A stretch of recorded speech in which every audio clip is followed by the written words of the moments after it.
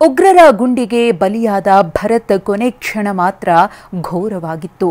ಮಗು ಮತ್ತು ಪತ್ನಿ ಮುಂದೆಯೇ ಕ್ರೌರ್ಯ ಮೆರೆದ ಪಾಪಿಗಳು ಹೆಣ್ಮಗಳ ಕಣ್ಣೀರಿಗೂ ಕರಗಲಿಲ್ಲ.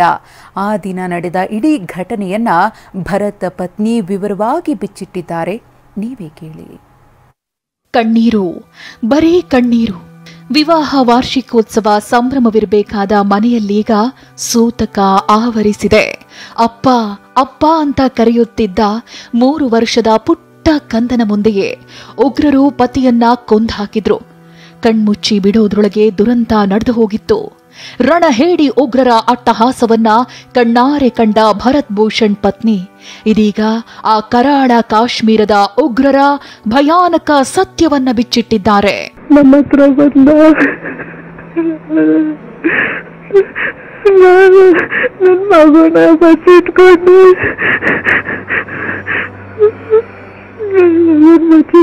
ನನ್ನ ಪದನ ತೋರಿಸ್ಕೊಂಡು ಹಿಂದಿನಲ್ಲೇ ಚಿಕ್ಕ ಮಗು ಬಿಡ್ಸೋ ನನ್ನ ನೋಡ್ಕೋಬೇಕು, ಚಿಕ್ಕ ಮಗು ಅಂತ ಕೇಳ್ಕೊಂತ ಇದ್ರು. ಒಂದ್ ಕ್ಷಣ ಬಿಡ್ಲಿಲ್ಲ. ತಲೆಗೆ ಹೊಡೆದ್ರು 2-3 ಸಲ ನನ್ನ ಪಕ್ಕದಲ್ಲ.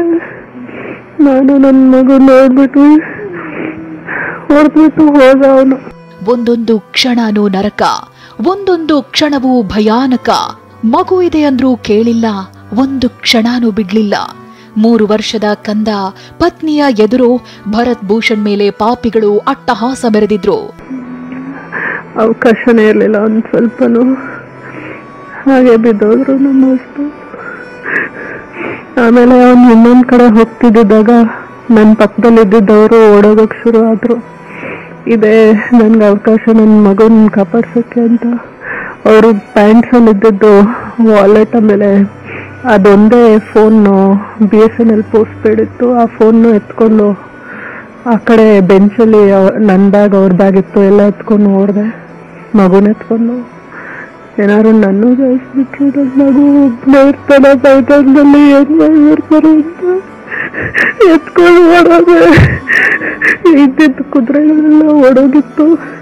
ಅಲ್ಲಿಂದ ಅಷ್ಟು ದೂರ ನನ್ನ ನಿಧಾನಕ್ಕೆ ಇಳಿದು ಬರ್ತಾ ಇದೆ.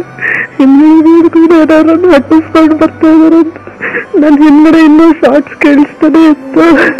ನಾನು ನಡೆದಿದ್ದ ಜಾಗ ಎಲ್ಲ ಎಷ್ಟು ಶವಗಳು ಬಿದ್ದಿತ್ತು ಪ್ರತಿಯೊಬ್ಬರು ತಲೆಯಲ್ಲೇ. ಅವಾಗ ಆಲ್ಮೋಸ್ಟ್ ಒಂದು 3/4 ದಾರಿನಲ್ಲಿ ಕುದುರೆಗಳು ಸ್ವಲ್ಪ ಇತ್ತು. ಅದ್ರ ಮೇಲೆ ನಾನು ನನ್ನ ಮಗು ಕುತ್ಕೊಂಡು ಕೆಳಗಡೆ ಬಂದ್ವಿ. ಜೀವ ಅಂಗೈಯಲ್ಲಿ ಹಿಡಿದು ಮಗನಿಗಾಗಿ ಬೆಟ್ಟದಿಂದ ಇಳಿದು ಭರತ್ ಭೂಷಣ್ ಪತ್ನಿ ಬಚಾವಾಗಿದ್ರು. ಆ ಕ್ಷಣಕ್ಕೆ ಕುದುರೆಗಳು ದೇವದೂತರಂತೆ ಬಂದು ಸುಜಾತ ಮತ್ತು ಮಗನನ್ನ ಕಾಪಾಡಿದ್ವು. ಮಗು ಇದೆ ನೋಡ್ಕೋಬೇಕು ಅಂತ ಗೋಗರೆದ್ರೂ ಬಿಡದೆ ರಕ್ಕಸರು ನೆತ್ತರೋ ಕುಳಿ ಹರಿಸಿದ್ದಾರೆ. ಮಿನಿ ಸ್ವಿಟ್ಜರ್ಲ್ಯಾಂಡ್ನಲ್ಲಿ ಮಾರಣ ಹೋಮವನ್ನೇ ಮಾಡಿದ ಈ ಕಟುಕರಿಗೆ ಕ್ಷಮೆ ಇದೆಯಾ? Bureau report TV9.